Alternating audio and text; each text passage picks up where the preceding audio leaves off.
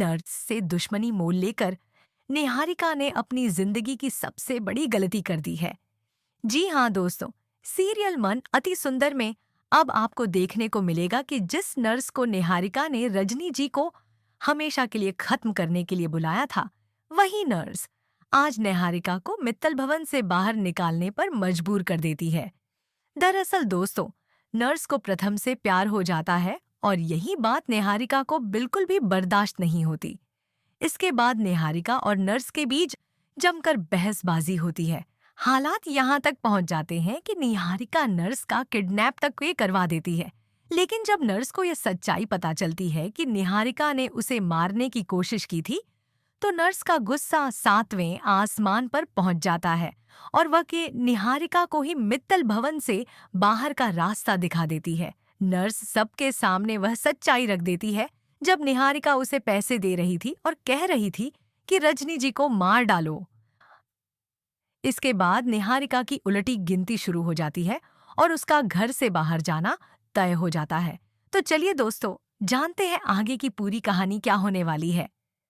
राध्या आखिरकार प्रथम को निहारिका और नर्स का काला सच बता ही देती है।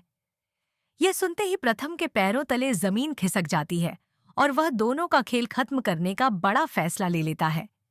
मित्तल हवेली में उस वक्त अजीब सा सन्नाटा छाया हुआ है। रजनी जी अपने कमरे में बेहोश पड़ी हुई हैं और पूरा परिवार डर और तनाव में डूबा हुआ है। लेकिन इस डर के माहौल में भी राध्या का दिल बार बार यही कहता है कि माँ की हालत यूं अचानक नहीं बिगड़ सकती। जरूर इसके पीछे कोई गहरी साजिश छुपी हुई है। सबके जाने के बाद राध्या चुपचाप रजनी जी के कमरे में आती है और उसकी नजर कमरे के हर एक कोने पर घूमने लगती है। तभी उसकी नजर नर्स की ट्रे पर पड़ती है जिसमें दवाइयों की बोतलें और इंजेक्शन रखे हुए होते हैं। उसी वक्त वह कचरे के डिब्बे को खोलती है और वहां ऐसी दवाइयां देखकर हैरान रह जाती है जो डॉक्टर ने लिखी ही नहीं थी। उसी पल उसका शक पहली बार सबूत की शक्ल ले लेता है। कुछ देर बाद राध्या देखती है कि नर्स बिना किसी जरूरत के रजनी जी को इंजेक्शन लगा रही है और इंजेक्शन लगते ही रजनी जी की हालत और ज्यादा बिगड़ने लगती है। राध्या घबराकर नर्स को रोकती है और कहती है कि यह बिल्कुल गलत है। लेकिन नर्स सवालों से बचने लगती है और बात को टाल देती है, जिससे राध्या का शक और भी गहरा हो जाता है। दूर खड़ी निहारिका यह सब कुछ चुपचाप देख रही होती है। उसके चेहरे पर न तो घबराहट होती है और न ही कोई चिंता, बस एक चालाक सी मुस्कान होती है।